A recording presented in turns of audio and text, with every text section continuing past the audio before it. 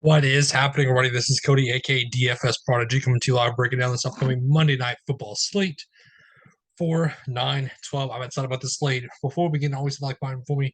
Definitely subscribe to our YouTube. Let me just as y'all know. We're here breaking down Denver versus Seattle, the revenge game narrative for Mr. Russell Wilson, Broncos country. Let's ride. But I'm excited about this slate. It's been a good Sunday. I'm gonna watch the Cowboy game right now. It's halftime against the Bucks. So I figured, why not? Let's get this video out there. Let's get this video rolling. So let's start with Denver. I'm going to break it down team by team, and then we'll kind of go from there. But Russell Wilson, obviously, revenge game narrative. I love him here at 11-8. It's hard not to love him with the passing weapons that he has. He's definitely in play to me. He worthy of a captain play with the rushing upside. We know how he likes to run the ball. I'm on him here, especially in the revenge game narrative. But the things we need to talk about is Melvin Gordon versus Javonte Williams. Javonte Williams is the higher priced running back right now. So he's looked good. Obviously, he's in a really good place. Like I said, it's Javonte Williams. Is it Melvin Gordon going to steal some of his thunder? That's the biggest question mark. Is what is the split's going to look like? Because we really don't know. I mean, we saw with the Eagles, 4 guys getting rushing touchdowns.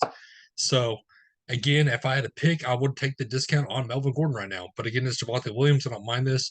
It's an easy rushing defense to swallow up. So I don't mind either one. That's where I'm kind of looking at it. Is I don't mind going to a guy like Melvin Gordon as a cheaper price tag, as a leverage option to Javonte Williams.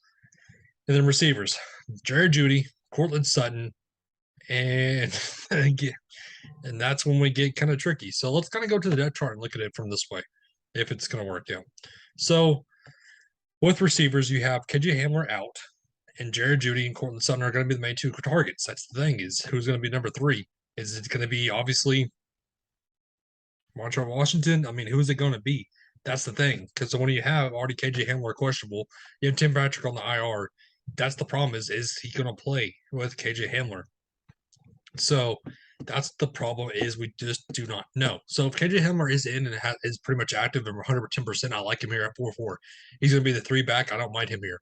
But again, it's hard not to love a guy like Cortland Sutton or Jared Judy, especially Jared Judy at only 8-2. But I don't mind Cortland Sutton. Tight end spot, it's kind of a toss up on who they want to go to.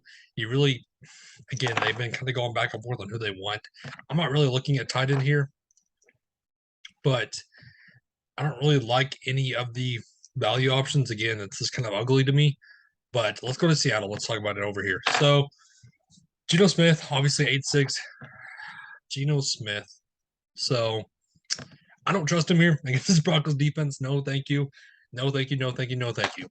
But I know he does like DK Metcalf. That's the thing at 8-4, is we know that's one of his prime targets that he looks to over Tyler Lockett. So, again, what are we going to do? How much are they going to DK Metcalf? I'll just pay the 8-4 premium for him. Rashad Penny 7-8. That's a hefty price to pay for Rashad Penny, especially when you have Kenneth Walker questionable. I don't think he's going to play. I don't see why he would even play. Again, if he does, and if he's 100% somehow, some way, I like him at 2-2. But again, I don't trust that. If Kenneth Walker is out, I'm going to look to a guy like Travis Homer, who we know has been in with Seattle for a minute. We know he likes to play upside. We know he's the best catching ability. I don't mind him as a value at 1-4, especially if he's going to play with Kenneth Walker sitting out. But we need to watch the inactive list. But kind of circling back to receiver, Marquise Goodwin 2-8, a fast prospect. We know what we're getting out of him.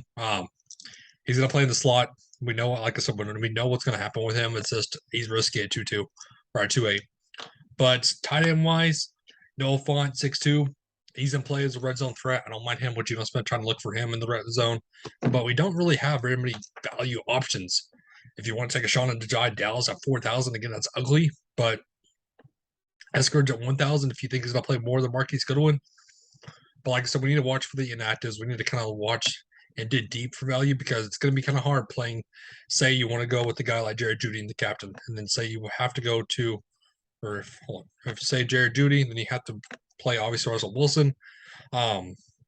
Again, that's where it leaves you at 6-4 now to kind of dig deep. So do I want to play the Broncos defense? It's in play. It's a showdown slate. We know how that goes.